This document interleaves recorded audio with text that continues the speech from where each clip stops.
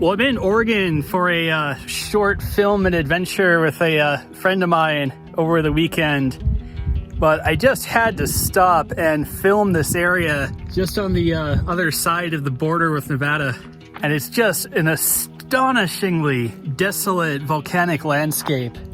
Just miles and miles. I would not be shocked if you can see dozens of miles in the other direction. It's so flat, but just such a beautifully desolate expanse. So I'm not going to hike out there, but I'm going to go bring my drone and just go take to the sky and see some cool stuff.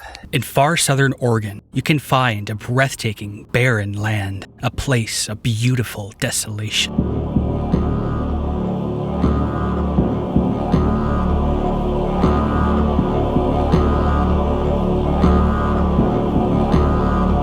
Ancient volcanic craters pocket the surface for miles around.